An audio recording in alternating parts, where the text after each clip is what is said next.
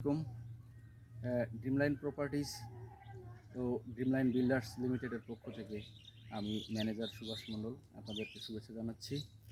আমি এই মুহূর্তে আছি পূর্বচল আবাসিক প্রকল্প এলাকার ২৬ নম্বর সেক্টরে।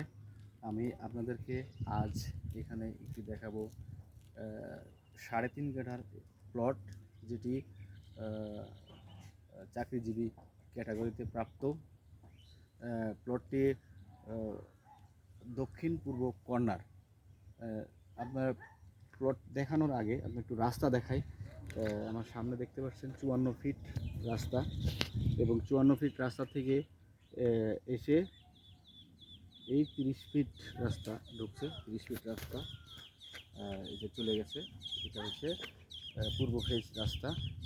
আর এই বাম পাশে যে কলা বাগান দেখা যাচ্ছে, এটি হচ্ছে প্লট, এবং প্লটের পূর্ব পাশে আছে ৪০ ফিট রাস্তা। এই ৪০ ফিট রাস্তার সাথে এবং ৩০ ফিট রাস্তার কর্নার প্লট, পূর্ব দক্ষিণ কর্নার। এটি চাকরিজীবী ক্যাটাগরিতে রাজুক থেকে প্রাপ্ত প্লটটি। রাজুক মিউটেশন, ভূমি অফিসে মিউটেশন বা খাজনা খারিজ, MIS, লিজ দলিল সব কিছু কমপ্লিট আছে। জমির পরিমাণ বেশি আছে, ৩.৫ কাঠা, এবং প্লটটি সুন্দর একটি লোকেশনে এই প্লটটি। তো এখান থেকে এখানের সংযোগ যে সড়কটি, সেটি ৫৪ ফিট, এবং এই পাশে আরেকটি সংযোগ সড়ক আছে ওই পাশে, সেটিও ৫৪ ফিটের সাথে সংযোগ হয়ে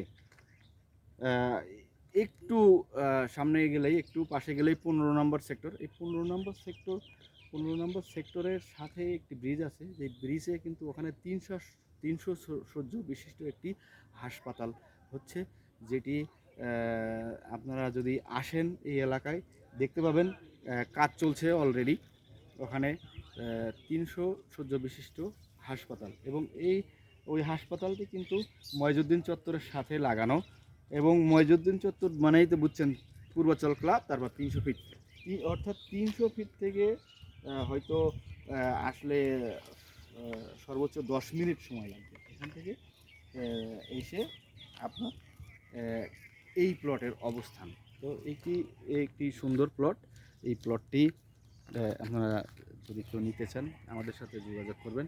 আমাদের স্ক্রিনে নাম্বার দেওয়া থাকবে, বা আমাদের ড্রিমলাইন প্রপার্টিজ বা ড্রিমলাইন বিল্ডার্সের ম্যানেজিং ডিরেক্টর জনাব গিয়াস কামাল, ওনার সাথে সরাসরি যোগাযোগ করতে পারেন, বা আমার সাথে যোগাযোগ করতে পারেন এই প্লটটি নিতে চাইলে।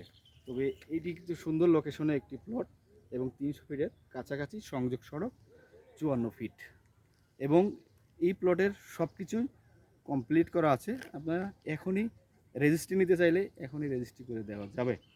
তো আমি আবারও সবাইকে ধন্যবাদ জানাচ্ছি আমার ভিডিও দেখার জন্য। ধন্যবাদ। আসসালামু আলাইকুম।